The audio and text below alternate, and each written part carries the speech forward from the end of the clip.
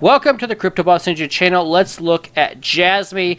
JASMY right now, if we start on the weekly time frame, you can see you're still in a bull pennant with a measure move all the way up to 4.2 cents. So I like where the weekly is. It's not oversold yet, so be cautious. But the 3-day is in a bull pennant, and I would say pretty much if you hold this last local low and if you hold that 21-day moving average on the 3-day, which is currently sitting at 1.5 cents, if you hold 1.5, it's likely that the measure move to the upside is in play right now, which is up to 4.344 on that time frame. The 2-day time frame, same thing as the 3-day, doesn't look much different. I don't like where the daily's at. The daily's getting to close to the top of the pattern, making a lower high. So now you want to see if you can make a higher low above 1.5 cents, I should say. So that's what I'm looking at right now on JASMY. 8-hour chart is pinned and definitely needs to come down. The 4-hour chart is in a downtrend. Now you want to see if the 4-hour chart can, go sideways and make a bull pennant again, like what we saw on Dogecoin. I mean, I don't really like what I'm seeing right now. I guess on the smaller time frames, like the 33-minute or the 15-minute, you could say that this is trying to make a bull pennant 100%.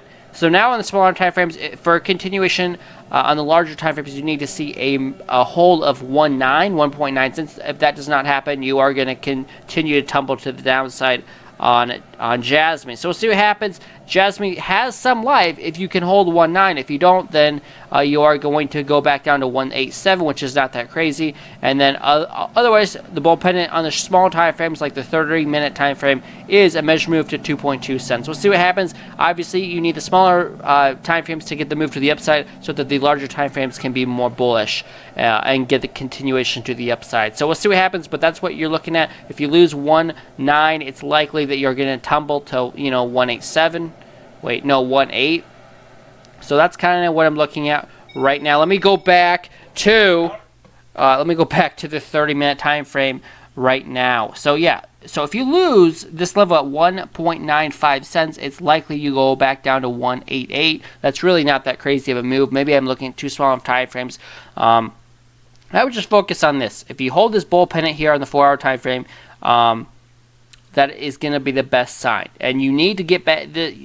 JASMY needs to get to 2.2 cents in order for you to hold this level on the higher time frames. So you see the smaller time frames work with the larger time frames. If you don't get back to 2.2 cents, you are going to come back to the bottom of the pattern. And if you do that, that's just not a good sign. I want to see you at least at the top of the pattern before you get rejected. So that's kind of what we're looking at. If you don't get the move on the smaller time frames to 2.2 cents, you're going to probably tumble on the larger time frames below that to 1.88, and then on the higher time frames, if you lose 1.88, then you're looking at 1.5 cents on JASMY. So that's kind of what you're looking at.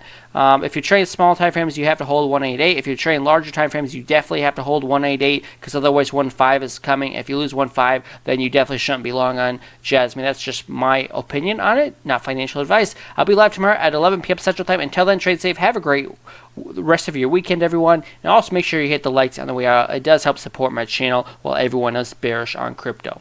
So I'll see you guys tomorrow in the live stream at 11 p.m. Central Time.